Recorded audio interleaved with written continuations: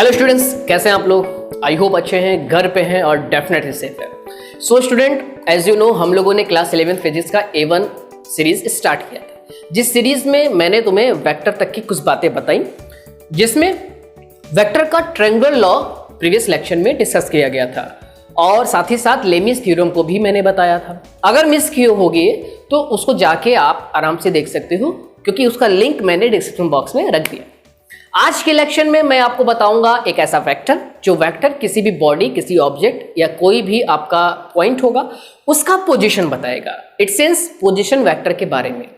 और उसके बाद हम आपको बताएंगे कि जिस तरीके से आप दो वेक्टर को जोड़ के तीसरा वेक्टर पाए थे ट्रायंगुलर लॉ के बेसिस पे, अब उसी तीसरे वेक्टर जो आपको मिला जोड़ने के बाद, उसको वापस से स्प्लिट करेंगे दो कंपोनेंट्स में। वो दो कंपोनेंट आपका रेक्टेंगुलर भी हो सकता है और भी कंपोनेंट्स हो सकते हैं। इट सेंस हम लोग बात करेंगे रिजोल्यूशन ऑफ वेक्टर पे, splitting of a vector into two components पे। तो चलो स्टार्ट करते हैं, अपने पहले कॉन्सेप्ट्स की तरफ बढ़ते हैं धीमे से और हेडिंग अपने कॉपी में लिख लेते हैं, जो है आपका पोजीशन वेक्टर। चलिए देखिए, जिस तरीके से कोऑर्डिनेट ज्योमेट्री में हम लोग किसी पार्टिकुलर पॉइंट को x axis, y axis, z axis के बेसिस पे डिफाइन करते थे, उसी तरीके से वेक्टोरियन ज्योमेट्री में, मतलब कि ऐसा आप कॉन्सेप्ट इंट्रोड्यूस कर लो यहाँ पे कि वेक्टर के बेसिस पे आप उस पार्टिकल का पूरा एग्जैक्ट डेफिनेशन, मतलब कि एग्जैक्ट इंफॉर्मेशन बताओगे। एग्जैक्ट इंफॉर्मेशन में क्या क्या आ जाएगा, उसका डायरेक्शन भी आ जाएगा और उसका मैग्नीट्यूड भी आ जाएगा। मैं बता रहा हूं, सुनो मैंने क्या बोला, अभी समझ में आ जाएगा। मैंने बोला आपसे ये कि सपोज कर लो कि ये कोई आपका 3 डायमेंशनल एक्सिस है, जो कि आप नाम जानते हो, एक्स एक्सिस, वाई एक्सिस और जेड एक्सिस। अब हम लोग अगर वेक्टर के लैंग्वेज में बात करते हैं तो इस एक्सिस को हम लोग ऑर्थोगोनल यूनिट वेक्टर से नोटेट करते हैं। मैंने आपको ऑर्थोगोनल यूनिट वेक्टर बताया था। ऑर्थोगोनल यूनिट वेक्टर आपके आई कैप, जे कैप और के कैप, ठीक है। अब आई कैप जो होता है वो आपका एक्स एक्सिस को रिप्रेजेंट करता है, जे कैप आपका जो होता है वो वाई एक्सिस को रिप्रेजेंट करता है, और आपका के कैप जो होता है वो आपको जेड वाले एक्सिस को रिप्रेजेंट करता है। अब अगर कोई पार्टिकुलर पॉइंट या कोई पार्टिकुलर बॉडी या कोई ऑब्जेक्ट हम लोग यहां ले लेते हैं, जिस पार्टिकुलर पॉइंट का भाई कोऑर्डिनेट ज्योमेट्री के बेसिस पे तो एक्स, वाई और जेड इसका कोऑर्डिनेट होगा, मतलब कि एक्स वाले एक्सिस में इसका पोजीशन एक्स डिस्टेंस तक देखा जाएगा, वाई वाले में वाई डिस्टेंस तक, जेड वाले कंपोनेंट में जेड तक। हम 3 डायमेंशनल, मतलब 3 डायमेंशनल बॉडी को बता रहे हैं, मैं 2 डायमेंशनल नहीं बता रहा हूं, तीनों को साथ में बता दे रहा हूं। सुनो, अब यहां से ओरिजिन से लेके उस पार्टिकुलर पॉइंट P तक का जो डिस्टेंस अपना लिया जाएगा, वो एक कांस्टेंट वैल्यू रहेगी, जो आप डिस्टेंस के बेसिस पे राइट एंगल क्या बोलते हैं, पाइथागोरस थ्योरम के बेसिस पे r का डिस्टेंस निकाल सकते हो, मतलब r की वैल्यू निकाल सकते हो। लेकिन हम लोग यहां बात कर रहे हैं वेक्टर। अब जब वेक्टर की बात कर रहे हैं तो इसके पोजीशन को नोटेट करने के लिए एक वेक्टर इंट्रोड्यूस करना पड़ेगा। जिस वेक्टर को हम लोग यहां रिप्रेजेंट करने के लिए यूज करेंगे, उसी वेक्टर को हम लोग बोलते हैं पोजीशन वेक्टर। नाम ही सब कुछ बता रहा है, पोजीशन वेक्टर, मतलब ऐसा वेक्टर जो वेक्टर किसी पार्टिकुलर पॉइंट, किसी ऑब्जेक्ट, किसी बॉडी का पोजीशन बताएगा एक्स एक्सिस, वाई एक्सिस और जेड एक्सिस के फॉर्म में, मतलब आई कैप, जे कैप, के कैप के फॉर्म में। चलो देखते हैं कैसे बताता है। देखो, एक्स एक्सिस में जो पार्टिकल का डिस्टेंस है वो अपना क्या है, एक्स है, और इस एक्स को हम क्या बोल रहे हैं, उसका मैग्नीट्यूड बोल रहे हैं, डायरेक्शन नहीं बोल रहे हैं। अगर हम लोग अब डायरेक्शन ले ले, क्योंकि वेक्टर क्वांटिटी होगा तो वो डायरेक्शन भी रखेगा, अगर हम मैग्नीट्यूड के साथ डायरेक्शन ले ले तो डायरेक्शन रिप्रेजेंट करने वाला काम कौन कर रहा है, आई कैप कर रहा है। मतलब एक्स एक्सिस में डायरेक्शन के साथ एक्स आई कैप हो गया। मैं यहां पे नोटेट कर रहा हूं, जो आपका एक्स आई कैप हुआ वो आपका हो गया क्या, वो आपका हो गया कंपोनेंट इन एक्स एक्सिस। इसी तरीके से आपका वाई जे कैप और जे के कैप, बात समझ गए होगे, थोड़ा सा बेसिक चल रहे हैं। ओके, अब इसी कंपोनेंट को अगर हम कंबाइन करके देखना चाहें अपने इस पार्टिकल पोजीशन वेक्टर के फॉर्म में, तो अपना जो पोजीशन वेक्टर आएगा, मतलब O से लेके P तक की जो वेक्टर वैल्यू मिलेगी वो आपकी क्या मिलेगी, x i cap plus y j cap plus j k cap. ये तो इसका डायरेक्शन के साथ में हमने वैल्यू देख लिया। इसकी अगर हम मैग्नीट्यूड की बात करें, OP की अगर हम लोग मैग्नीट्यूड की बात करें, तो वो मैग्नीट्यूड क्या मिलेगी अपने को, x square plus y square plus z square. ये इसका मैग्नीट्यूड हमको मिल गया। अब बात सुनना, इस मैग्नीट्यूड के साथ में हम लोग एक यूनिट वेक्टर का कॉन्सेप्ट भी लेते हैं। आपने मेरा प्रीवियस लेक्चर अगर देखा होगा तो उसमें यूनिट वेक्टर को हम लोग इस तरीके से रिप्रेजेंट कर सकते हैं, unit vector is equal to r directional upon में मैग्नीट्यूड ऑफ आर वेक्टर। तो अगर हम लोग यहां पे यूनिट वेक्टर की बात अगर हम कर दे, मतलब ऐसा वेक्टर जो उसके डायरेक्शन कंपोनेंट में है, तो वो क्या आ जाएगा, दैट इज ओपी के ऊपर अगर कैप की हम लोग बात कर दे, वो क्या आ जाएगा आपका x i cap plus y j cap plus j k cap and whole upon में under root x square plus y square plus z square. अब ये जो बातें थी वो तो एक पार्टिकल के लिए थी, लेकिन अगर दो पार्टिकल आ गया तो दैट इज आपका एक और पार्टिकल यहां पे हो गया। सपोज कर लेते हैं कि वो आपका Q है, ये आपका P है, वो आपका Q है। यहां से लेके यहां तक की वैल्यू आपकी R1 और यहां से लेके यहां तक की वैल्यू आपकी R2। पोजीशन वेक्टर, दो पोजीशन वेक्टर आपके हो गए। पहला पोजीशन वेक्टर आपके क्या हो गए, मैं बता दे रहा हूं। पहला पोजीशन वेक्टर आपका हो गया OP वेक्टर, जिसकी वैल्यू सपोज कर लो x1 i का मतलब कि x1 y1 और z1 के फॉर्म में है, x2 y2 और z2 के फॉर्म में है। दो पार्टिकल की बात कर रहे थे, तो OP वेक्टर की जो वैल्यू आई हमारी क्या आई, x1 i cap plus x2 j cap plus x3 sorry y2 y1 और z1 k कैप। एंड जो अपना OQ वेक्टर आया वो आपका आया x2 i cap plus y2 j cap plus z2 k cap. ये दो वेक्टर अलग अलग आया, बट उसके बीच की बात करें, मतलब ये वाले वेक्टर की बात करें, कौन वाले वेक्टर की बात करें, PQ वेक्टर की बात करें अगर हम, तो जो अपना जो PQ वेक्टर आएगा वो आपका आएगा OQ vector minus OP vector. Sir ये कैसे आप निकाल लिए, इसको हम लोगों ने वेक्टर लॉ से निकाल लिया। वेक्टर लॉ आपको अभी मैंने पढ़ाया, जिसमें तीन वेक्टर अगर इस तरीके से हैं, देखो कैसे कैसे हैं, ये आपका R1 वेक्टर इधर जा रहा है, ये आपका R2 वेक्टर इधर जा रहा है। आप ट्रायंगुलर लॉ में क्या पढ़े थे कि अगर टेल टू टेल दो वेक्टर ज्वाइंट हो जाए, जैसे कि ये एक वेक्टर गया, ये दूसरा वेक्टर ये गया, तो ये यहाँ पे टेल टू टेल ये दो वेक्टर ज्वाइंट है। कौन कौन दो वेक्टर ज्वाइंट है, एक आपका वेक्टर है RPB, RPQ, PB नहीं RPQ भी एक वेक्टर है, तो RPQ और R1 आपका tail to tail head to tail joint है। अब ये जो तीसरा वाला वेक्टर होगा R2 की वैल्यू इन दोनों के प्लस में वैल्यू आएगी। इट सेंस सर आपने क्या बोल दिया, मतलब कि R2 की जो वैल्यू आएगी, वेक्टर की जो वैल्यू आएगी, वो आपका R1 vector plus RPQ vector आएगा ट्रायंगुलर लॉ के बेसिस पे। अब इसमें से आप R1 को इधर भेज दो, R1 को जब आप इधर भेज दोगे तो क्या पा गए, ये आपका ये जो OQ है वो आपका R2 ही तो है। तो ट्रायंगुलर लॉ के बेसिस पे हम लोगों ने इसको डायरेक्ट निकाल लिया। ठीक है, दो पार्टिकल्स के बीच की बात कर रहा है। अब हम अगर इसके पोजीशन वेक्टर्स की वैल्यू रख दें, तो मैं डायरेक्ट लिख दे रहा हूं कि जो अपने को PQ मिलेगा वो आपको मिलेगा x2 minus x1 i cap plus y2 minus y1 j cap plus z2 minus z1 k cap. और अगर मैग्नीट्यूड की बात कर दे, PQ की मैग्नीट्यूड की बात कर दे, तो आप समझ गए होंगे कि हम लोग under root x2 minus x1 का square plus y2 minus y1 का square plus z2 minus z1 का स्क्वायर, ये करेंगे। यूनिट वेक्टर भी आप निकालना जानते हो, यूनिट वेक्टर कैसे निकालेंगे आपको पता ही है, फॉर्मूला आपको वही लगना है। तो ये बातें थी दो पार्टिकल के लिए पोजीशन वेक्टर की। ठीक, पोजीशन वेक्टर क्या था ये छोटी सी बातें थी लेकिन इंपॉर्टेंट बातें थी। अब हम लोग अपने नेक्स्ट टॉपिक पे तरफ चलते हैं और नेक्स्ट टॉपिक आपका रहेगा resolution of a vector. Heading डाल लीजिए आप नेक्स्ट टॉपिक का, रिजोल्यूशन ऑफ वेक्टर।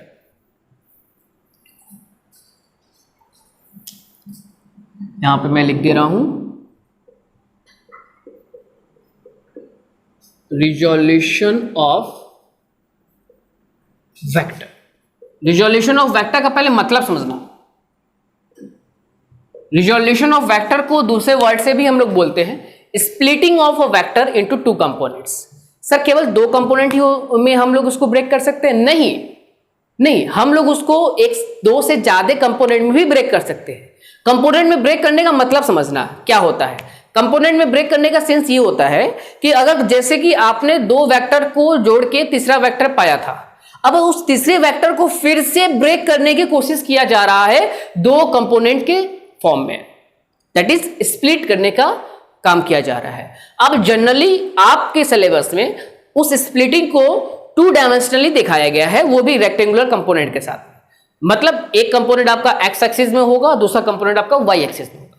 लेकिन मैं आपको बताऊंगा तीनों एक्सिस में, आप एक्स एक्सिस में भी कंपोनेंट कैसे बताओगे, वाई एक्सिस में भी कंपोनेंट कैसे बताओगे और जेड एक्सिस में भी कंपोनेंट कैसे बताओगे। ठीक है, दैट इज आप किसी एक वेक्टर को एक्स एक्सिस में भी ब्रेक कर दो, वाई एक्सिस में भी ब्रेक कर पाओ और जेड एक्सिस में भी ब्रेक कर पाओ। इस चीज को हम लोग आज पढ़ने वाले हैं। ठीक है, इसी को हम लोग बोलते हैं splitting of a vector into 2 और 3 कंपोनेंट्स। चलो सपोज कर लेते हैं पहले एक हम लोग वेक्टोरियन प्लेन एज्यूम कर लेते हैं। वेक्टोरियन प्लेन का मतलब आप समझते होंगे, जिसमें वेक्टर से हम लोग डायरेक्शन कंपोनेंट को दिखाएंगे। ये हम लोगों ने वेक्टर का प्लेन ले लिया, आई कैप, जे कैप और के कैप। अब इसमें हम लोगों ने ओरिजिन से एक वेक्टर ले लिया जो इस डायरेक्शन में जा रहा है, क्योंकि वेक्टर का रिप्रेजेंटेशन कैसे होता है वो आप जानते भी हो। ये वेक्टर है ए वेक्टर। अब ये जो ए वेक्टर है एक्स एक्सिस के साथ एंगल बना रहा है अल्फा। ठीक है, एक्स एक्सिस के साथ एंगल बना रहा है अल्फा, वाई एक्सिस के साथ एंगल बना रहा है 90 माइनस अल्फा। जेड एक्सिस से कितना एंगल बना रहा है? जेड एक्सिस से आप एंगल निकाल सकते हो? हाँ बिल्कुल निकाला जा सकता है। अगर ये ए वेक्टर आपका एक्स वाई और जेड तीनों कंपोनेंट में है तो जेड एक्सिस से भी आपका कंपोनेंट उतना ही आएगा जितना वाई एक्सिस से आएगा, मतलब वो भी आपका 90 माइनस अल्फा ही अब एंगल बोल पाओगे।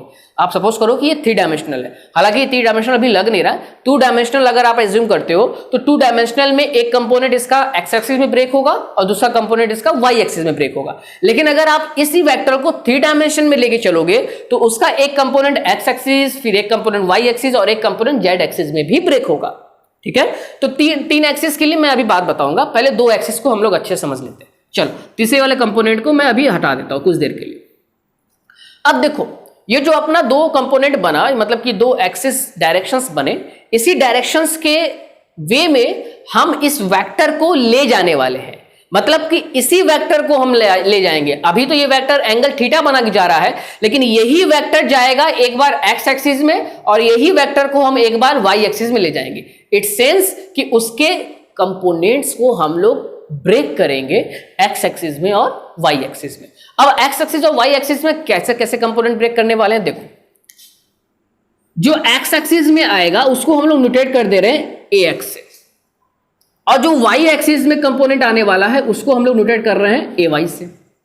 अभी जो ए एक्स है और ये जो ए वाई है ये आपका ए वेक्टर का ही वैल्यू होगा एक्स एक्सिस में और वाई एक्सिस में।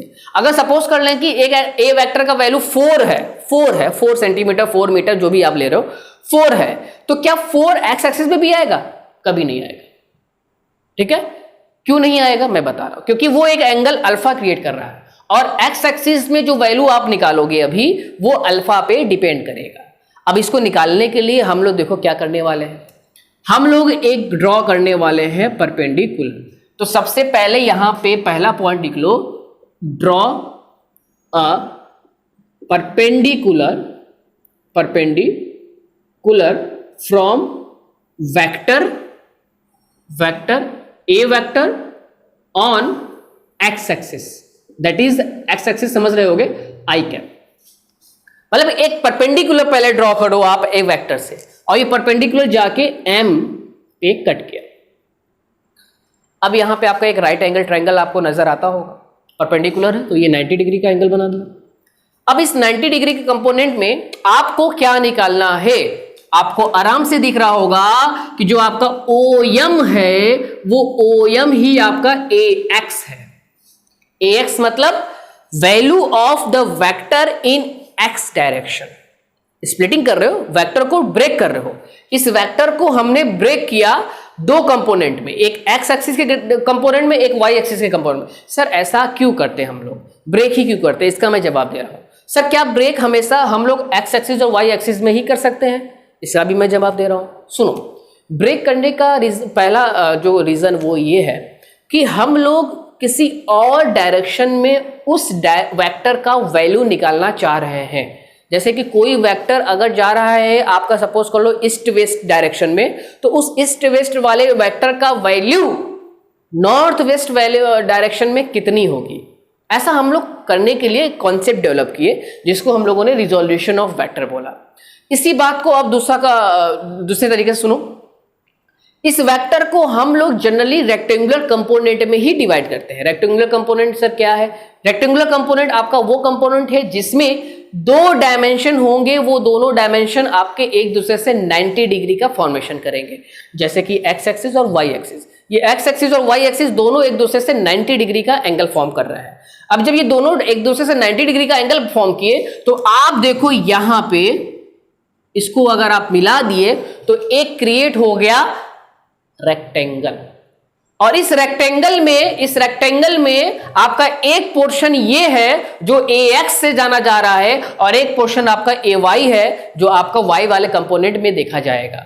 इसीलिए हम लोग इसको रेक्टेंगुलर कंपोनेंट के नाम से भी बोलते हैं, मतलब कि इस वेक्टर को हम लोग रेक्टेंगुलर कंपोनेंट में ही भी ब्रेक करना इसीलिए बोलते हैं। अब रेक्टेंगुलर के अलावा किसी और कंपोनेंट में ब्रेक कर सकते हैं, हाँ, आप किसी भी डायरेक्शन में उसको स्प्लिट कर सकते हो। जरूरी नहीं है कि आप एक्स एक्सिस लेके स्प्लिट करो तभी स्प्लिट कर पाओगे, आप किसी भी डायरेक्शन में इस वेक्टर को स्प्लिट कर सकते हो। मतलब कि एक कंपोनेंट सपोज सोलो इस डायरेक्शन में हम लोग ब्रेक करने की कोशिश किए, दूसरा कंपोनेंट इस डायरेक्शन में ब्रेक करने की कोशिश किए, लेकिन ये चीज आपके सिलेबस में नहीं है, तो इसलिए हम लोग इस बात को यहां पे डिस्कस नहीं करेंगे। हम लोग केवल बात क्या करेंगे कि रेक्टेंगुलर कंपोनेंट में उसको कैसे स्प्लिट करेंगे। जनरल हम लोग उसको इस रेक्टेंगुलर कंपोनेंट में ही स्प्लिट करते हैं। अभी OM हमारा X हो गया और अपना OM के बाद मान लो ये वाला रेक्टेंगुलर कंपोनेंट N पे जाके ब्रेक किया, मतलब एक नॉर्मल वहां से भी आपने ड्रॉ किया तो वो ON आया और वो वैल्यू आपका हो गया AY। That is this is the value of A vector in X axis and this is the value of A vector in Y axis। Okay, अब जो अपना AX होगा वो आप फिगर से समझना थोड़ा सा। ये एक राइट एंगल ट्रायंगल है। कौन सा ट्रायंगल? इन ट्रायंगल OPM एक राइट एंगल ट्रायंगल है। इस ट्रायंगल में अगर आप कॉस अल्फा को बताओ, कॉस अल्फा, तो कॉस अल्फा क्या होगा?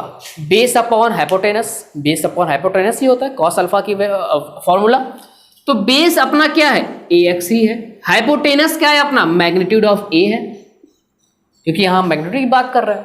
तो जो अपना AX आया वो क्या आया? Mod of A, that is the magnitude of A vector dot cos alpha. ये देखो अपना AX की वैल्यू निकल आई। इक्वेशन फर्स्ट इसको सपोज करो। अब इस AX के वैल्यू के बाद अगर हम इसी ट्रायंगल में AY की वैल्यू निकालना चाहें तो हमको याद करना पड़ेगा साइन को। साइन अल्फा की अगर हम बात करें तो जो साइन अल्फा होगा वो आपका होगा AY अपॉन में mod of A। Sine alpha का फॉर्मूला परपेंडिकुलर अपॉन में हाइपोटेनस। तो परपेंडिकुलर हमारा क्या है? ये आपका क्या है? AY ही है ना, परपेंडिकुलर आपका AY है। तो AY की वैल्यू हमारी क्या होगा? साइन अल्फा की वैल्यू क्या हो गई? AY अपॉन में mod of A। That is we get AY is equal to mod of A sine alpha. ये अपना क्या आ गया? AY की वैल्यू आ गई। ओके, अब देखो हमने A वेक्टर को AX में और AY में ब्रेक कर दिया। अब इसको हम लिखते कैसे हैं? हम लोग लिखते हैं इस तरीके से। जो अपना ए वेक्टर होगा वो आपका ए एक्स कंपोनेंट में कितना वैल्यू दिया और ए वाई कंपोनेंट में कितना वैल्यू दिया, पोजीशन वेक्टर के फॉर्म में। इस तरीके से उसको नोटेट करेंगे। ए एक्स आपका कंपोनेंट क्या है, ये है। ए वाई आपका कंपोनेंट क्या है, ये। आप इसको अगर पुट करके देख भी लोगे तो आप एकदम सही जाओगे। मतलब mod of A cos alpha I cap plus mod of A sine alpha J cap. ठीक है। अब अगर मॉडुलस की बात कर लो, मॉडुलस का सेंस ये कि मॉड ऑफ ए वेक्टर, तो मॉड ऑफ ए वेक्टर मतलब क्या होगा आपका, A X square plus A Y square. A X square मतलब कि component of the vector in X का direction, component of the vector in Y X. भाई Pythagoras theorem याद कर लो। यहाँ पे ये आपका परपेंडी है, ये आपका बेस है, आपको इसको निकालना है, हाइपोटेनस निकालना है, तो आप परपेंडिकुलर थ्योरम से यही ना करने वाले हो, यही करोगे। अभी आगे सुनो। अब अगर ए एक्स और ए वाई की वैल्यू आप रखोगे तो आप पाओगे क्या, वापस यही मॉड ऑफ ए ही पा जाओगे। आप रख के देख सकते हो। आप ए एक्स की वैल्यू अगर mod of A cos alpha रखे plus mod of A sine alpha रखे तो मॉड ऑफ ए स्क्वायर आपका कॉमन निकल जाएगा और cos square plus sine square की वैल्यू 1 मिल जाएगी। जब cos square plus sine square की वैल्यू 1 मिल गई तो हमें मॉड ऑफ ए ही तो मिल गया, रूट तो कैंसिल हो गया। तो ये आपका था आपका splitting of a vector into two component, splitting of the vector into two component. अब अगर हम 3 डायमेंशंस की बात करें, ये तो 2 डायमेंशंस की बात थी, एक वेक्टर को हम लोगों ने 2 डायमेंशन में ब्रेक किया। अब अगर हम लोग 3 डायमेंशन में बात कर दिए तो क्या होगा, देखो ये आप नोट कर लेना। इसका एप्लीकेशन अभी मैं बताऊंगा कि इसका यूज हम लोग कैसे और कहां करेंगे। अभी सुनो, सपोज कर लेते हैं कि अब अपने पास ये 3 डायमेंशन आ गए, एक्स एक्सिस, वाई एक्सिस और जेड एक्सिस। ठीक है। और आगे अपने पास आई कैप, जे कैप और के कैप। Get it. एक चीज और आ गया भाई, वेक्टर तो आना ही है ना। ये वेक्टर आ गया अपना, सपोज कर लो कि ये वेक्टर आपका आर वेक्टर है जो आ गया। ओके।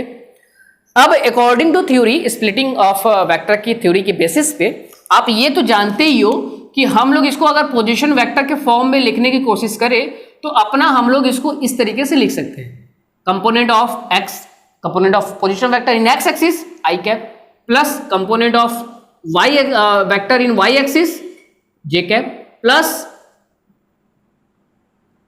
के कैप। तो इस तरीके से हम लोगों ने इसको न्यूट्रेट करना तो जानते ही हैं। अभी मैंने जस्ट तुमको पोजीशन वेक्टर का कॉन्सेप्ट बताया।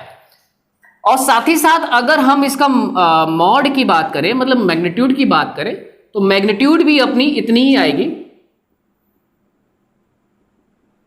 ये। ठीक है, जो आप जानते हो।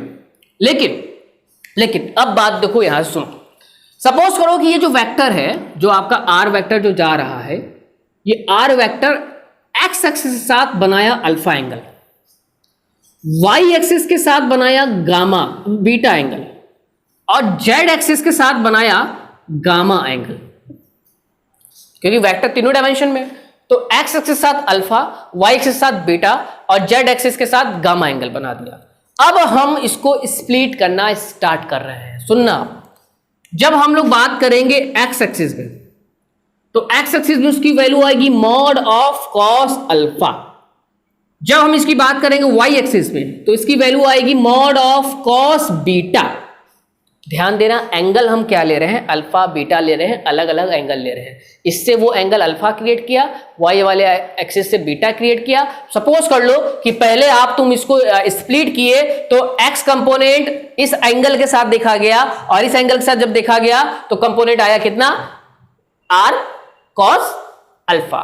इस कंपोनेंट के साथ कितना आया, अगर आप इसे अल्फा के फॉर्म में ही स्प्लिट कर दोगे, अल्फा के फॉर्म में अगर वाई कंपोनेंट में स्प्लिट कर दोगे तो वो आ जाएगा आपका आर साइन अल्फा। लेकिन यहां बीटा हमने पहले लिया, तो बीटा अगर हमने ले लिया तो इसका कंपोनेंट आर कॉस बीटा भी तो होगा। मैं क्या बोला, मैंने ये बोला, इसको मैं और करके लिख दूं तो मैंने ये बोला कि mod of r sine alpha, ये भी तो वैल्यू होगी, क्योंकि आप अल्फा को ब्रेक किए पहले, फिर बीटा के फॉर्म में आपने उसको लिख दिया। अभी आप आर कॉस अल्फा जो देख रहे थे, आर कॉस अल्फा देख रहे थे, अगर आप उसको बीटा के फॉर्म में रिप्रेजेंट करने की कोशिश करो तो वहां पे आप इसको इस तरीके से भी लिख सकते हो, आर साइन बीटा। अब ये चीज हमें लगता है कि आपको अच्छे से क्लियर नहीं हुई होगी, तो उसके लिए हम आपको एक छोटा सा फिगर और क्रिएट कर रहे हैं। देखो, ध्यान से देखना इस बात को। ये बना अल्फा, अब ये अपना था आर, तो इस कंपोनेंट में तो ये आर कॉस अल्फा आएगा, इस कंपोनेंट में r cos r sine alpha आएगा। ये बात तो समझ में आ गया। अब सपोज कर लो कि अल्फा हमारा नहीं है, हमारे पास है बीटा, तो अब देखो ये बीटा की जगह पे ये बेस हो गया, ये परपेंडी हो गया, तो बीटा का जब हम ले लेंगे तो वैल्यू आर कॉस बीटा इधर हो जाएगा, और इधर ये क्या जाएगा, आर साइन बीटा, क्योंकि इसके लिए ये परपेंडी हो जाएगा। तो आपके पास अब दोनों था, तो ये वाली जो वैल्यू आएगी दोनों एक दूसरे से बराबर होगी ना, यही मैंने लिखा है। अगर आपका अल्फा का वैल्यू दिया, बीटा का वैल्यू दिया, जो भी टर्म दिया आप उसको यूटिलाइज कर सकते हो। ठीक है, ये आपका एक्स एक्सिस और वाई एक्सिस की बात हुई। अभी जेड एक्सिस की बात बाकी है, अभी रुको। अब हम लोग अगर जेड एक्सिस की बात करें तो जेड एक्सिस में हमारा कंपोनेंट आर कॉस गामा, क्योंकि भाई देखो गामा एंगल किसके साथ बना रहा है, मैं इसको अभी इरेज कर दे रहा हूं। गामा एंगल किसके साथ बना रहा है, जेड एक्सिस के साथ बना रहा है, तो उसका हम लोग कॉस गामा के फॉर्म में लिख सकते हैं। अब अगर लेकिन अल्फा के फॉर्म में हम गामा को रिप्रेजेंट करने की कोशिश करें, अल्फा के फॉर्म में इसको हम गामा को रिप्रेजेंट करने की कोशिश करें, तो हम क्या करेंगे, वो कंपोनेंट तो परपेंडिकुलर वाला कंपोनेंट हो जाएगा, और जब वो परपेंडिकुलर वाला कंपोनेंट हो जाएगा मतलब हम लोग इसको इस तरीके से भी लिख सकते हैं कि आर साइन अल्फा, मतलब कि आर कॉस अल्फा का कंपोनेंट एक इधर आ गया, एक्स एक्सिस में भी वाई एक्सिस में भी आ जाएगा, और एक कंपोनेंट उसका जेड एक्सिस में भी आ जाएगा। ठीक है, मैं दो वैल्यूज को लेके चल रहा हूं। अगर आप ज्यादा कंफ्यूज हो रहे हो तो कुछ मत करो, इसको हटा दो, आप अल्फा ये साइन वाला टर्म को हटा दो, आप केवल इसको सीखो। ठीक है, एक्स एक्सिस वाले कंपोनेंट में आप वैल्यूज करना सीखते हो, आर एक्स आर वाई और आर जेड, और जब आर एक्स और आर वाई और आर जेड की वैल्यू आ गई, यही तो है ना आपका रिजोल्यूशन, यही तो है रिजोल्यूशन। लेकिन ये रिजोल्यूशन उसी डायरेक्शन में है, परपेंडी डायरेक्शन में। मैंने तुमको यही डायरेक्ट बताया था, अगर नहीं समझ पाए होगे तो परपेंडी वाला थ्योरम दो जो कंपोनेंट के बेसिस पे लगाए थे उसको समझ लेना। ठीक है, तो ये बातें थी आपकी डायरेक्शन के लिए, रिजोल्यूशन के लिए, किसका, किसी एक वेक्टर का 3 डायमेंशन में। मुझे साइन वाला टर्म बताया था वो बहुत इंपॉर्टेंट था, वो न्यूमेरिकल्स में काम आने वाले हैं। मैं वहां पे एक बार फिर से उसको रिपीट करूंगा, घबराना नहीं। चलो अभी एक मैं तुमको एप्लीकेशन सिखा रहा हूं कि इसका क्या एप्लीकेशन है। देखो इसका एप्लीकेशन सुनना आप। जस्ट केस की ये एक बॉल है और ये किसी एक प्लेन पे इस तरीके से रखा गया है। ठीक है, अभी इसका जो है मास है, ओके, अभी जो इसका मास है वो अगर हम देखें कि वेट का डायरेक्शन क्या होगा, तो ऑलवेज यू नो दैट कि वेट ऑलवेज उसका नीचे की तरफ लगेगा mg। ओके, अब सपोज कर लो कि इस पे एक फोर्स लग रहा है, एक्सटर्नल कोई फोर्स लग रहा है, और उस एक्सटर्नल फोर्स का डायरेक्शन कुछ ये है, एफ फैक्टर। ये कोई एक्सटर्नल फोर्स लग रहा है, बॉडी इधर मूव करेगी, तो ये कोई एक्सटर्नल फोर्स लगा। सपोज कर लो कि यहां पे एक स्ट्रिंग धागा लगा हुआ है, वो खींच रहा है, ऐसा सपोज कर लो, आगे से आप इसको खींच रहे हो, धागा लगा हुआ है। अब ये जो फोर्स का डायरेक्शन ये हो गया, हॉरिजॉन्टल एक्सिस मेरा ये था, इस हॉरिजॉन्टल एक्सिस से ये फोर्स एंगल क्रिएट कर रहा है थीटा, ये फोर्स एंगल क्रिएट कर रहा है कितना, थीटा। अब अगर हम इस फोर्स को ब्रेक करने की कोशिश करें दो कंपोनेंट में, रेक्टेंगुलर कंपोनेंट में, तो एक कंपोनेंट तो मेरा हॉरिजॉन्टल मिलेगा जो आपका Fx होगा, और एक कंपोनेंट मेरा वर्टिकल मिलेगा जो हमारा होगा Fy। Get it? तो जो अपना Fx होगा और Fy होगा उसी के फॉर्म में हम फोर्स को लिख सकते हैं, that is Fx i cap plus Fy j cap. और अपना जो Fx की वैल्यू आएगी वो आपको पता है mod of F cos theta, and Fy की जो वैल्यू आएगी mod of F sin theta. इसका यूज देखो, आप रिजॉल्व तो कर दिए, अब इसका यूज देखो। ये जो अपना Fy है ये जस्ट अपोजिट है किससे? mg से, है कि नहीं? ये Fy mg से जस्ट अपोजिट है। अगर सपोज कर लेते हैं कि ये बॉडी मूव नहीं कर रही होगी तो जो अपना Fy है वो mg के बराबर होगा। मतलब ये कि mod of F sin theta is equal to mg, that is sin theta is equal to mg upon में F। ऐसे हम लोग न्यूमेरिकल सॉल्व करेंगे आने वाले रिजोल्यूशन के सहायता से। एक छोटा सा मैं डेमो दिया, मैंने बहुत इसमें कुछ आपसे बोला नहीं कि ये मैंने पूछा आपको ये बताना है, मैंने ये नहीं बोला एंगल आपको बताना था, ये मैंने बोला नहीं था। मैंने आपको एक दिखाया कि आप इस तरीके से रिजोल्यूशन करके आप एक वेक्टर को दो वेक्टर के फॉर्म में वैल्यूज को निकाल सकते हो। एक वैल्यू आपने एंगल का वैल्यू इस तरीके से निकाल लिया, ठीक है। अगर आपको बॉडी का वेट पता है, जो उसके ऊपर फोर्स लग रहा है वो पता है, तो एंगल कैसे निकालोगे मैंने एक सिस्टम समझा दिया आपको, ठीक है। ये एक छोटा सा एप्लीकेशन था रिजोल्यूशन का। चलो, तो रिजोल्यूशन का टॉपिक यहीं पे हम खत्म करते हैं, और आपके आगे वाले टॉपिक में हम आपको बताएंगे पैरेललोग्राम लॉ, और पैरेललोग्राम लॉ में रिजल्टेंट की वैल्यू कैसे निकालते हैं, उस चीज पे हम लोग डिस्कस करेंगे। आज के वीडियो लेक्चर में केवल इतना ही। अगला वीडियो लेक्चर आपका कल ही अपलोड होगा, बहुत जल्द, ठीक है। तो घर पे रहिए, सेफ रहिए, पढ़ते रहिए। Thank you.